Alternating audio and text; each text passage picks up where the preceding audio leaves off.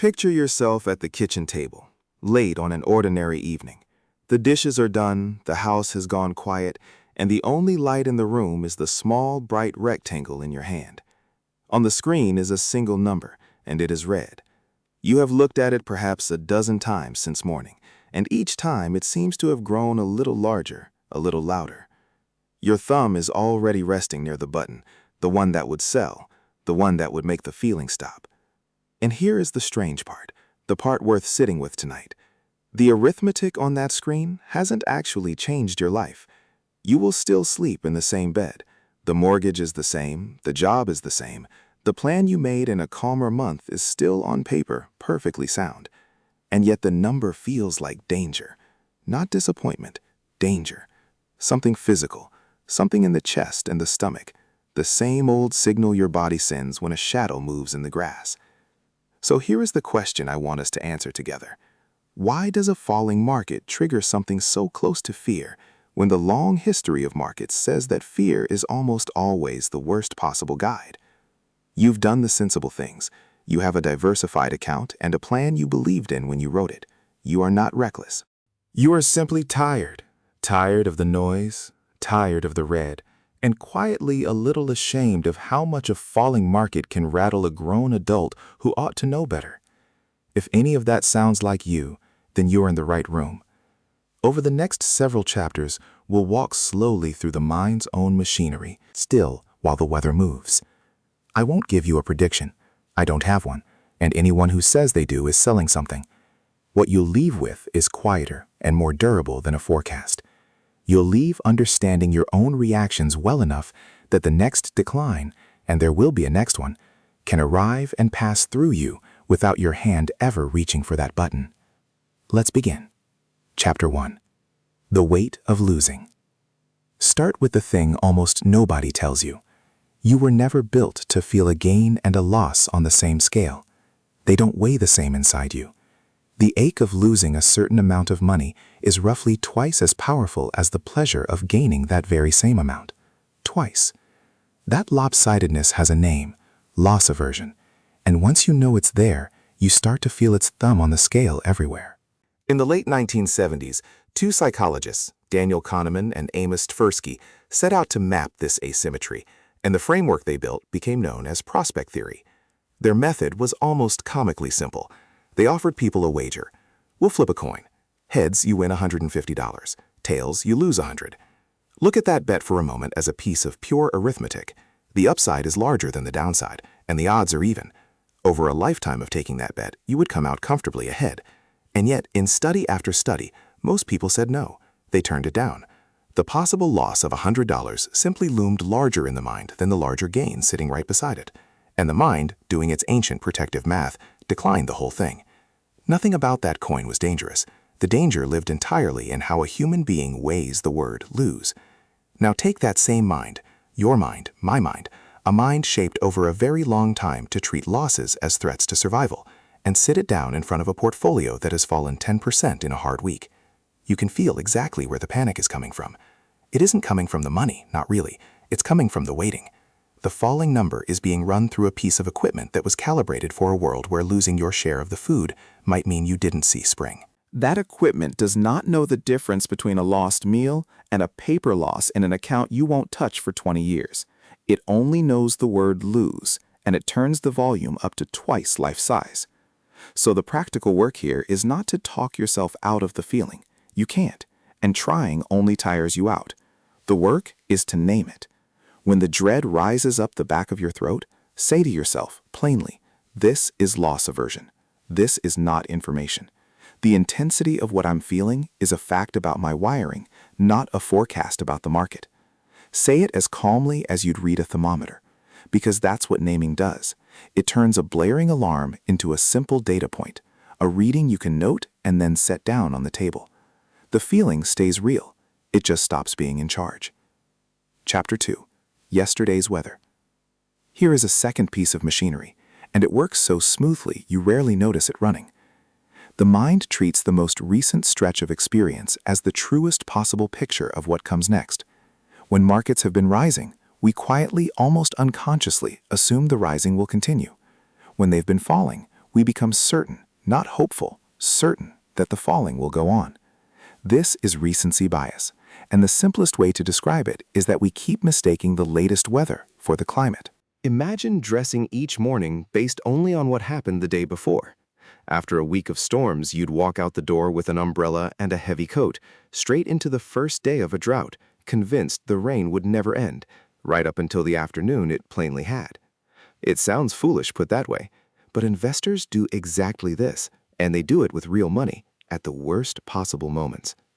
Think back to the long, grinding decline that bottomed out in early 2009. Month after month of red had trained an entire population of sensible people to expect nothing but more red. The recent past had been so relentless, so vivid, that it drowned out every decade that came before it. And it was precisely at the point of deepest certainty, that quiet, awful thought, this time really is different, it isn't coming back this time, that a great many people finally sold what they had patiently held for years. They didn't sell because the numbers told them to. They sold because the recent past was shouting, and the recent past is a very persuasive voice. It always sounds like wisdom. It's usually just the last few months repeating themselves. But a market's last few months are weather. They are not the climate, and they are certainly not a promise about the season to come. The rain feels eternal while it's falling on you. That's simply what heavy weather does to the imagination. So catch yourself in the act. When you notice the thought forming, it will just keep going down. Stop and recognize it for what it is, the recent past shouting, loud, vivid, emotionally convincing, and no more predictive than yesterday's rain is about next month's sky. Then do one small thing. Widen the window you're judging by. Don't look at the day or the week. Pull back and look at the years, and then the decades. The picture changes shape entirely when you stop pressing your face against the glass. Chapter 3. The Comfort of the Crowd. There is a reason selling feels safest at the exact moment everyone else is selling, and it isn't a flaw in you specifically. It's inheritance. We descend from people who survived precisely because they moved with the group. When the herd ran, the ones who ran with it lived, and the ones who paused to reason it out often didn't get the chance to pass on their curiosity. That instinct to match the crowd is old and deep, and in most of life, quietly useful. But a market is one of the strange few places where following the herd leads, reliably, straight off the cliff, and where patience turns out to belong to the small minority who don't run.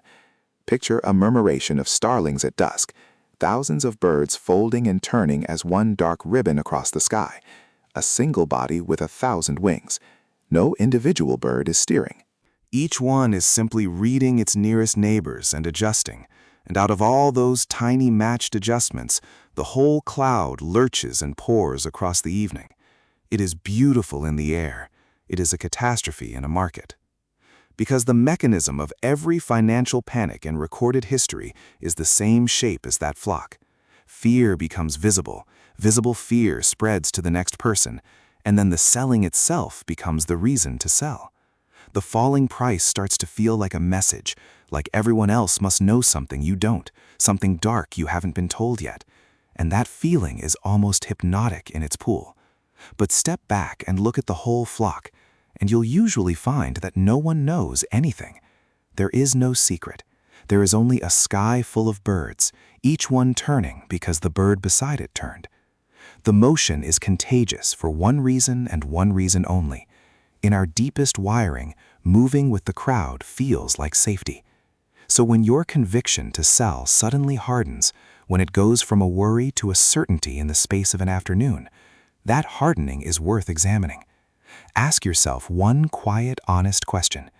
Is this actually my own judgment, formed from what I know about my own life and my own plan?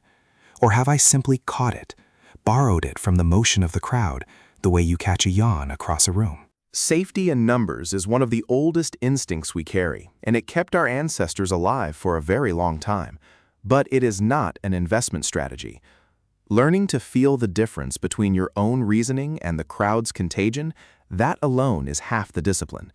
The other half is just staying in your seat while the flock pours past the window. Chapter 4. The Itch to Do Something.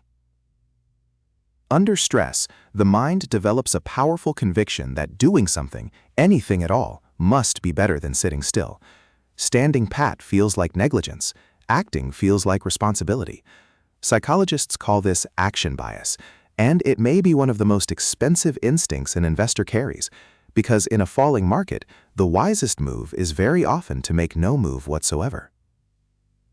There's a study I keep coming back to because it captures the trap so cleanly.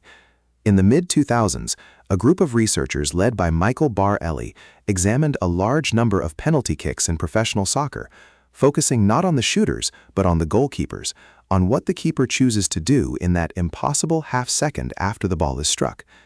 What they found is that keepers almost always dive, hurling themselves left or right.